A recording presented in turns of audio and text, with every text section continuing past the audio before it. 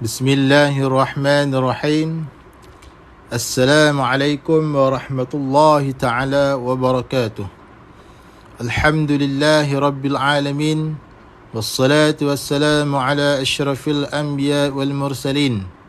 Wa ala alihi wa sahbihi ajma'in. Qala rabbi shrah li sadri wa yassir li amri. Wahlul 'uqdatan min lisani yafqahu qawli. سبحانك لا علم لنا إلا ما علمتنا إنك أنت العليم الحكيم ولا حول ولا قوة إلا بالله العلي العظيم.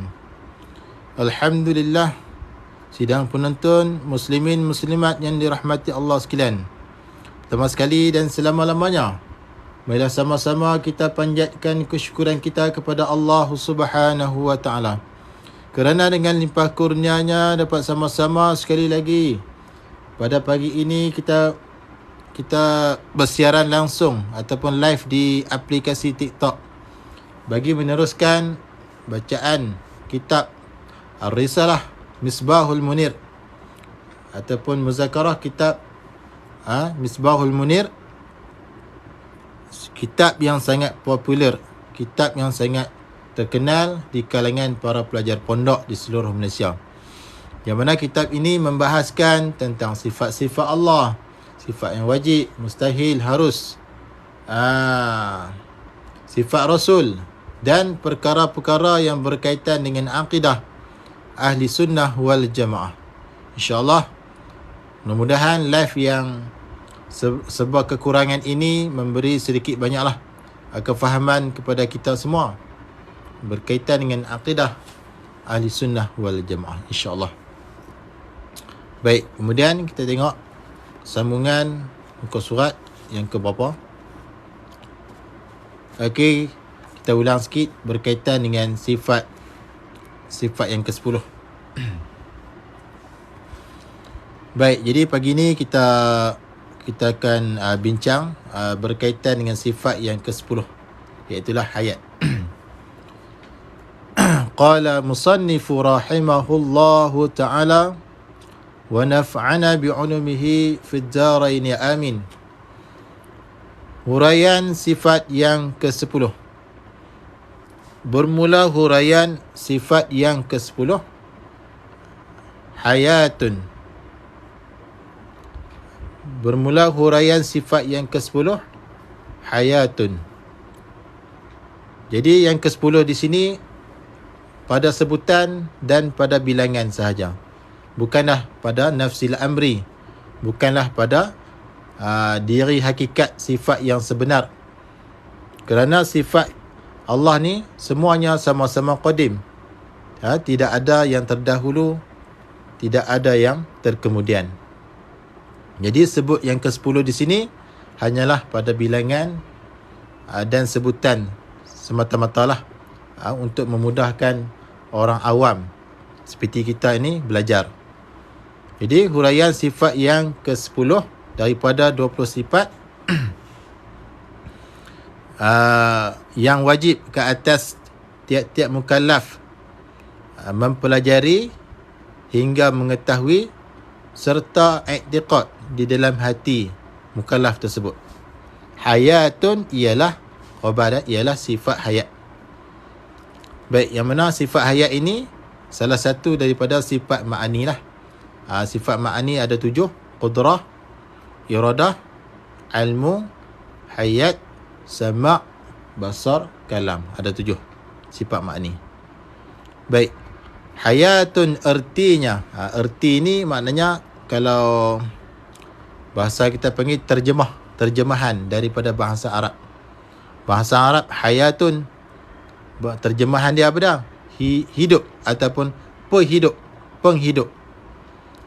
Pada Mekah, seorang ulama tauhid yang sangat hebat suatu ketika dulu menterjemahkan hayatun dengan penghidup.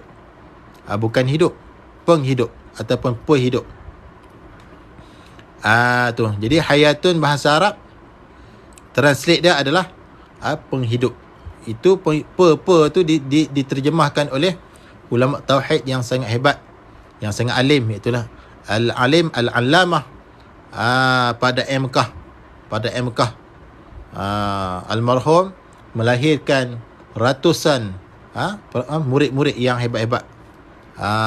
Ratusan bukannya sikit. Baik, jadi almarhum menterjemahkan hayatun dengan penghidup. Baik. Qala musannif, wajib pada syarak pula. Bila sebut wajib pada syarak ni, maknanya ma yuthabu ala fi'lihi wa yu'aqabu ala tarkihi. Wajib syarak maknanya kalau kita buat dijanji dengan pahala, wa yu'aqabu ala tarkihi, dan apabila kita meninggalkannya dijanji dengan seksa. Itu disebutkan wajib pada syarak. Baik. Dia wajib ni dia ada bahagian-bahagian dia. Ada wajib pada syarak, maksud dia lain. Wajib pada akal, lain pengertiannya. Wajib pada adat, lain. Wajib pada aridi, lain. Jadi yang tu kita dah bahas dah pada muka surat depan-depan hari tu. Dah bahas dah. Jadi yang ni wajib pada syarak, maksudnya kalau kita buat dijanji dengan pahala, kalau kita tinggal dijanji dengan seksa.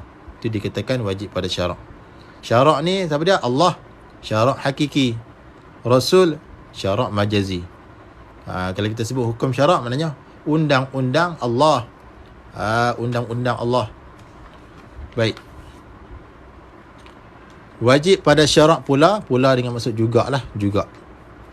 Atas, bila sebut atas ni diterjemahkan daripada perkataan Arab, iaitu ala. Ala tu kalau orang yang mengaji Arab, itulah ala dengan maksud lil mudarrah. Mudarat sekiranya mereka yang tidak ambil tahu ilmu akidah ni. Lil mudarrah. Ala yang ni atas. Bila sebut wajib syarak tu maknanya atas. Kalau wajib bagi dengan maksud wajib akal. Atas maknanya wajib syarak. Wajib syarak pula, wajib pada syarak pula atas tiap-tiap mukallaf. Tiap-tiap mukallaf, sama ada lelaki ataupun perempuan.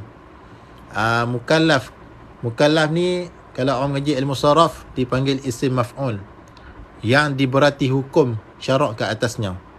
Dia datang daripada perkataan kallafa. Kallafa yukallifu taklifan, fahuwa mukallif wa dhaka mukallaf. Isim maf'ul.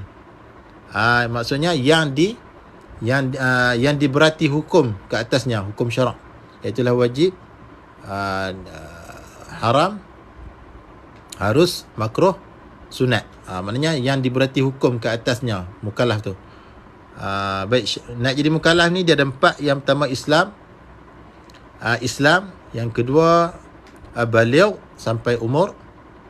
Yang ketiga sampai seruan agama. Dan yang keempat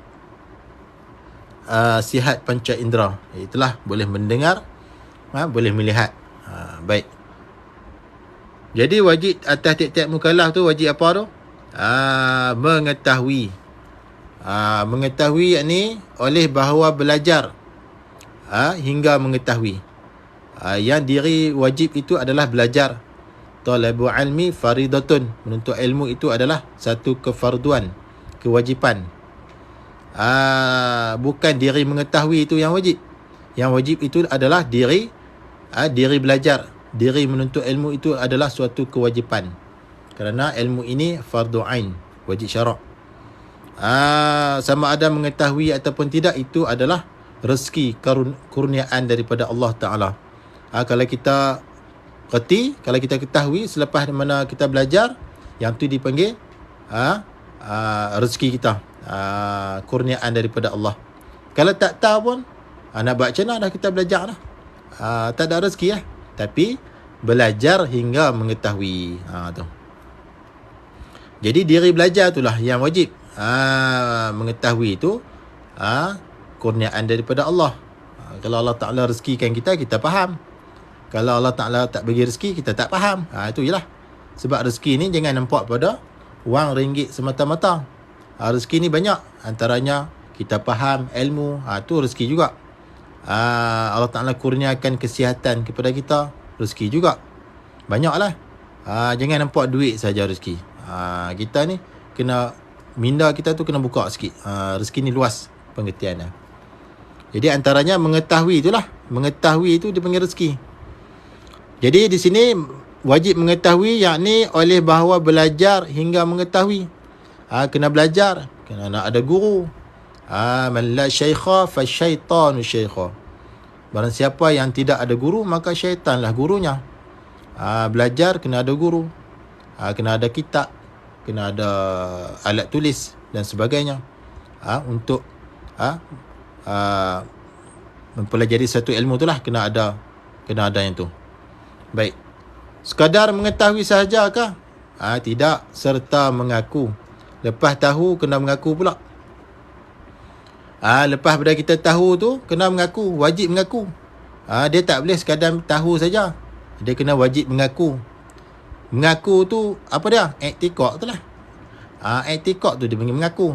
Ikat dalam hati, tambat dalam hati. Mengaku di dalam hatinya. Mengetahui serta mengaku tu di dalam hatinya, hati tiap-tiap mukallaf. Kena mengaku dalam hati. Kena i'tiqad dalam hati. Tak boleh sekadar sebut di mulut. Tak memadai. Mengetahui saja, kena mengaku di dalam hati. Mengaku apa? Ketahui apa? Dengan tentu sungguh.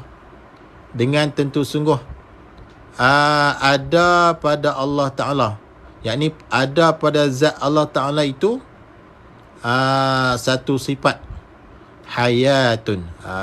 Jadi kena mengaku sungguh. Kena tahu, kena mengaku di dalam hati tiap-tiap mukallaf itu dengan tentu sungguh ada pada Allah Ta'ala itu, ada pada zat dia lah satu sifat yang dinamakan hayatun. Sifat hayat. Erti ni maknanya translate ataupun terjemahan. Hayatun bahasa Arab, ertinya apa dia? Penghidup. Tu terjemahan dia. Penghidup. Erti lain lah. Kalau maksud lain. Erti ni maknanya translate daripada bahasa lain ke bahasa kita. Bahasa Arab ke bahasa Melayu. Kalau maksud ni lain. Maksud ni tujuan. Tu. Sebab tu kalau kita baca ayat Quran, hadis, seeloknya kita kata ertinya. Kalau kita nak terjemahkan dia, kena kata erti. Yang bahasa Melayu tu erti. Kalau maksud lain, maksudnya tujuan ayat Quran tu diturunkan. Tujuan hadis tu macam mana? Tu kena tahu. Tapi kebanyakan hari ni, kebanyakan yang kita duk dengar maksud tu. Salah dari segi penggunaan tu. Baik. Ertinya penghidup. Jadi hayatun ertinya penghidup. Terjemahannya adalah penghidup.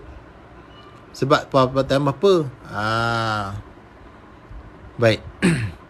Yang ni terjemahan daripada pada MKah lah. Pada MKah. Penghidup. Supaya kita nak membezakan. Kalau sifat-sifat ma'ani yang lain tu, supaya kita nak membezakan di antara sifat dan takluk. Jadi untuk sifat ayat ni dia tidak ada takluk. Kalau untuk sifat ma'ani yang lain, contohnya kudrah. Dan kudrah artinya berkuasa. Takluk dia, takluk dia apa? Kuasa. Dengan sifat berkuasa itulah Allah Ta'ala berkuasa. Tu sifat ma'ani yang lain lah. Tapi untuk penghidup ni dia tidak ada takluk. Iaitu penghidup tu, hayatun tu. Apa dia? Satu sifat. Penghidup tu satu sifat. Satu sifat mana? Sifat dia yang ada ia. Penghidup tu satu sifat yang ada ia. Ada ni dengan maksud maujudi. Ada sungguh. Ada sungguh pada zat Allah Ta'ala.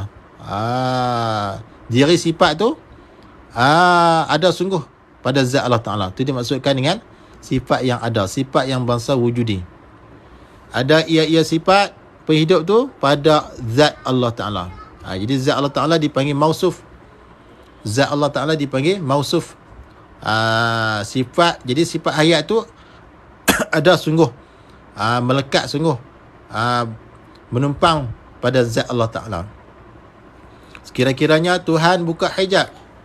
Sekira-kira Tuhan buka hijab, kita boleh nampak sifat hayat itu dengan mata kepala kita. Sekira-kiranya Allah Ta'ala izin lah. Itu dimaksudkan dengan sifat yang ada. Sifat yang bahasa wujudi. Dengan ada sifat itulah, sifat penghidup tu, sifat hayat tu, Allah Ta'ala hidup. Bila Allah ada sifat penghidup, maka Allah pun hidup lah. Sebab Allah ada sifat penghidup. Tidak mati. Lazim daripada kata Allah tu hidup, maka dia tak mati. Jadi dua ni nak kena pegang ni. Nak kena i'tikad dalam hati. Yang pertama, Allah tu ada sifat hayat, iaitu penghidup. Maka dengan sifat itulah Allah Ta'ala hidup. Dan Allah tu tidak mati. Tidak mati ni dinamakan istihalah. Istihalatul mustahil. Hukum bagi mustahil. Kalau mustahil dia mana? Mati. Diri mati tu mustahil. Mustahil Allah tu mati.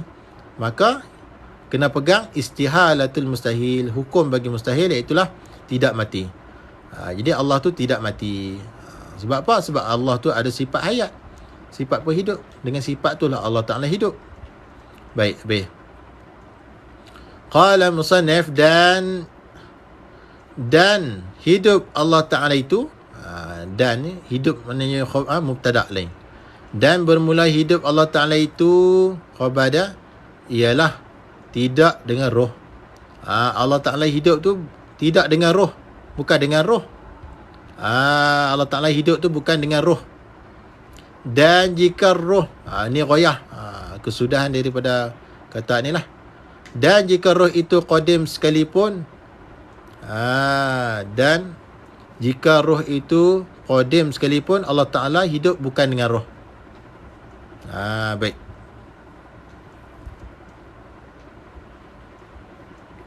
Jadi Allah Ta'ala ni hidup bukan dengan roh. Bukan dengan roh. Walaupun roh itu qadim sekalipun, Allah Ta'ala bukan hidup dengan roh juga. Sebab apa? Allah Ta'ala tu tidak hidup dengan roh. Kerana jikalau, jikalau ni fardu takdir. Kita sebut atas dasar fardu takdir. Kerana jikalau hidup ia Allah dengan roh, kalau lah Allah Ta'ala tu hidup dengan roh, nescaya adalah Allah Ta'ala itu jadi kam muttasil pada zat. Yang ni dalam bahasan sifat wahdaniyah tu. Apa dia kam muttasil pada zat? Itulah beberapa bilangan yang berhubung pada zat. Beberapa bilangan yang berhubung pada zat. Kam muttasil. Dalam bab sifat wahdaniyah yang lepas. Jadi kalau Allah Ta'ala tu hidup dengan roh, maka Allah tu jadikan mutasil pada zat, iaitu beberapa bilangan yang berhubung pada zat. Contohnya macam kita ni lah. Kita ni dikatakan kam mutasil pada zat. Zat kita makhluk ni nampak macam satu, padahal bukan satu. Tahu mana? Iaitulah zat kita ni boleh dikerat. Kalau kita panjang, zat baharu ni boleh dikerat kalau panjang. Kalau tebal boleh dibelah. Kalau lebar boleh dibelah, kalau tebal boleh dikisik ataupun kalau kayu tu diketam. Tu. Jadi kalau Allah Ta'ala tu hidup dengan roh, kalau fardu takdir lah, maka Allah tu jadikan mutasi pada zat, iaitulah berbilang-bilang, berhubung pada zat. Atau dikatakan jisim. Jisim, yakni ni dia nak tafsir jisim. Apa itu jisim? Yakni benda-benda yang diterima bahagi. Jisim ni maknanya benda-benda yang boleh terima belah bahagi. Macam kita lah, tubuh manusia ni boleh terima belah bahagi. Sebab itulah tubuh manusia ataupun yang baharu ni lah, zat baharu ni dikatakan jisim.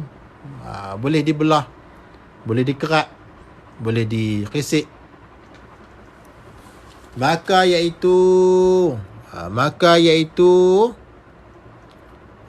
kata, kalau Allah tu jadikan mutasil tu pada zat tu ataupun jisim tu, iaitu batal ataupun mustahil, karut, bohong, akal tak boleh nak terima pada bicaraan wahdaniyah. Mustahil, karut kata Allah tu kan mutasil pada zat pada bicaraan wahdaniyah dan mukhalafatuhu lil hawadis yang lepas.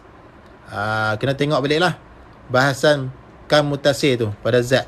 pada bicaraan sifat wahdaniyah dan mukhalafatuhu lil hawadis yang lepas. Kedua-duanya dengan dalil-dalil yang nyata di sana. Kena tengok baliklah bab sana. Jadi Allah tu mustahil lah dia jadikan muntasib pada zat. Mustahil sangat. Baik. Qala musannifu rahimahullahu ta'ala, dan sifat hayat, dan bermula sifat hayat itu dengan makna penghidup tadi tu. Tidak ada baginya takluk. Tidak ada baginya, bagi sifat ayat itu takluk. Takluk ni tugas sifat. Iaitulah menuntut sifat pada kali yang kedua. Yang pertama, sifat ni dia tuntut nak duduk pada zat. Nak tumpang zat. Dan tuntutan yang kedua, tuntutan nak buat kerja. Tu dipanggil takluk. Jadi sifat ayat tu tidak ada baginya takluk. Tak ada takluk, tak ada tugas. Kalau sifat makni yang lain, kudrah, ada tugas. Perkuasa, tugasnya adalah berkuasa dengan sifat perkuasa tersebut. Jadi tak hayat dalam sifat makni yang tujuh tu, sifat hayat ni tidak ada takluk. Dan sifat ayat itu tidak ada baginya takluk, yakni tugas. Hanya sifat yang mengesahkan dan membolehkan bagi zat bahawa bersifat dengan sifat-sifat makni yang lain jua. Maknanya sifat ayat tu dia tidak ada takluk, dia hanya nak mengesahkan. Sifat ayat tu semata-mata nak menghidupkan zat sahaja. Semata-mata sifat ayat itu nak membolehkan zat itu bagi bersifat dengan sifat-sifat makni yang lain. Itu saja. Baik. Inilah dinamakan samaratus sifat, buahan sifat ataupun jaksa bagi sifat. Diri sifat berhidup tu dia tak ada dia tidak ada takluk. Jadi sifat ayat tu hanyalah untuk nak menghidupkan zat sahaja, zat Allah Ta'ala saja. Semata-mata nak membolehkan zat Allah itu bagi bersifat dengan sifat-sifat makni yang lain lah. Qudrah, iradah, ilmu, sama', basar, kalam. Dan dalil ni, puak Wahabi dia minta dalil. Kadang-kadang tanya dalil pun dia tak tahu. Dan dalil, dalilnya maknanya percaman, bukti. Dan dalil ini, dan bermula dalil atas adanya Allah Ta'ala sifat hayat tu. Mana ada dalil? Bukti kata Allah tu ada sifat hayat. Mana ada percaman? Bukti kata Allah tu ada sifat hayat. Dan tidak mati itu. Mana ada dalil? Khabar ialah kita fikir. Di sini dipanggil dalil aqli. Dalil ni ada dua. Dalil naqli satu, iaitu dalil Al-Quran, ayat Quran ataupun hadis. Yang kedua dalil aqli, dalil yang bangsa kena fikir dengan akal. Jadi di sini dalil aqli lah. Ialah kita fikir, dalil dia kena fikir. Yang ini fikir dengan akal lah. Dan tilik. Apa maksud tilik? Tilik ni maknanya fikir berulang-ulang kali. Lepas fikir. Lepas fikir. Lepas fikir. Itu dipanggil fikir tilik. Dia tak fikir sekali lalu lah. Dia kena fikir banyak kali. Fikir masak-masak orang panggil. Itu dipanggil fikir dan tilik kepada makhluk ini. Fikir dan tilik kepada makhluk ini. Tengok makhluk ni. Maka jika ni fardu takdir. Kita kata dalam cakapan fardu takdir lah. Pada hakikat tak pun. Sebab nak buat dalil. Kita kata macam ni lah. Untuk buat dalil. Maka jika tidak ada pada Allah Ta'ala hidup. Kalau fardu takdir Allah tu tak hidup. Nescaya adalah ia Allah mati. Kalau Allah tu tak hidup, dia matilah. Tu cerita lah. Kalau Allah tu tak hidup, kalaulah fardu takdir Allah Ta'ala tu tak hidup, nescaya dia tu mati. Allah tu mati. Dan jika ia Allah tu mati, jika fardu takdir lah, padahal benda hakikat tak pun, ni kita kata pada dasar fardu takdir lah untuk buat dalil. Dan jika ia Allah tu mati, nescaya tak dapat menjadi ia Allah akan makhluk ini. Kalaulah Allah tu mati, macam manalah Allah Ta'ala nak buat makhluk ini? Tu yang nak suruh kita fikir tu. Kalaulah fardu takdir Allah tu mati, macam manalah dia nak buat makhluk ini?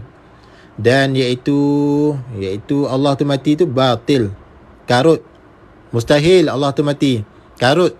Akal tak boleh terima kata Allah tu mati. Sebab apa? Kerana makhluk ini sudah ada dengan musyahadah. Sebab makhluk ini sudah ada dengan musyahadah. Musyahadah ni dengan pandangan mata kita. Kita tengok tu ada apa makhluk banyak pun.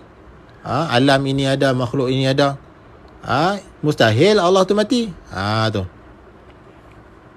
Kalau begitu, kalau kata Allah tu tak mati tu, Allah Ta'ala hidup, tak mati tu, tetaplah dan kejaplah di hati, yakni di hati kita mukallaf ni, kejaplah bahawa ada pada Allah Ta'ala itu sifat penghidup. Sifat penghidup. Kalau begitu Allah tu mesti kena ada sifat penghidup. Dalil dia ni, makhluk ini duk nampak ni, duk ada ni. Kalau Allah mati, macam mana dia nampak makhluk? Itu bukti dalil kata Allah tu ada sifat penghidup. Dia Allah tidak mati. Tu. Lazim daripada kata Allah tu ada sifat penghidup, maka dia tak mati. Sebab mati tu mustahil. Yang kita kena pegang tidak mati. Allah tu tak mati dengan maksud hidup lah. Itulah yakni yang kata kejaplah di hati bahawa ada pada Allah Ta'ala sifat penghidup, dia tidak mati itu. Itulah pengakuan yang sebenar, pengakuan yang betul, yang muafakat, yang sama dengan pengakuan Allah Ta'ala sendirilah. Allah Ta'ala pun mengaku juga. Apa yang kita mengaku tu sama dengan pengakuan Allah Ta'ala di dalam Al-Quran. Seperti firmannya Allah Ta'ala, Bismillahirrahmanirrahim, Wal hayyu la ilaha illahu fad'uhu mukhlishina lahuddin alhamdulillahi rabbil alamin. Surah Al-Mu'minun ayat 65. Jadi pengakuan kita mengatakan Allah tu ada sifat hayat, sifat penghidup, dan Allah tu tidak mati, sama dengan pengakuan Allah Ta'ala sendiri di dalam Al-Quran. Dalam surah Al-Mu'minun ayat 65, artinya Allah itu yang hidup, yakni yang hidup dengan sifat penghidup. Tidak ada Tuhan, yakni tidak ada Tuhan yang sebenar yang disembah melainkan Allah Ta'ala Tuhan. Dialah Allah. Maka hendaklah berdoalah kamu, wahai hamba, akan dia, akan Allah. Hal keadaan kamu tu berdoa, hal keadaan kamu berdoa itu dengan kelakuan ikhlas. Ikhlas ni maknanya semata-mata kerana Allah, semata-mata mencari keredaan Allah. Itu ikhlas. Hal keadaan kamu berdoa itu dengan kelakuan ikhlas baginya, bagi Allah, baginya Allah. Ugama, ikhlas baginya ugama. Maknanya kena ikhlas lah. Berdoa tu bagi ikhlas. Pujian itu bagi Allah. Maknanya segala pujian itu, yang empat tu lah. Puji qadim bagi qadim, puji qadim bagi hadis, puji hadis bagi qadim, puji hadis bagi hadis. Semua pujian itu bagi Allah, milik bagi Allah, Tuhan sekalian alam. Allah tu siapa? Tuhan sekalian alam. Maka nyata di dalam ayat itu, ayat mana? Wal hayyu la ilaha illahu fad'uhu mukhlishina lahuddin alhamdulillahi rabbil alamin tu. Maka jelas nyata dalam ayat itu bahawa Allah Ta'ala bersifat ia dengan hayatun, iaitulah penghidup. Ianya Allah tidak mati. Wallahu a'lam wallahu alimun. Allah tu yang mengetahui. Jadi kesimpulannya, kita sebagai orang mukallaf, orang yang Islam, beriman yang mukallaf, itulah yang diberati hukum syarak ke atas kita. Maka wajib kita i'tiqad yang pertama, kita kena ketahui dan kita i'tiqad yang pertama, Allah tu ada sifat penghidup. Jadi Allah Ta'ala hidup dengan sifat penghidup. Yang kedua, Allah tu tidak mati. Dan yang ketiga, kena berdalil. Sama ada dalil ijmali atau dalil tafsili. Sama ada dalil ayat Quran ataupun dalil akal lah. Baik, jadi sekadar itu dulu. untuk bahasan sifat hayat pada pagi ini. Mudah-mudahan sedikit sebanyak dapat menambahkan ilmu kita berkaitan dengan akidah ahli sunnah wal jamaah. Jadi sekadar itu dulu yang baik daripada Allah Subhanahu wa ta'ala. Yang kurang dan yang lemah daripada kelemahan diri saya sendiri. Aqulu qawli hadha wa astaghfirullahal azim li wa lakum. Wassalamualaikum warahmatullahi wabarakatuh.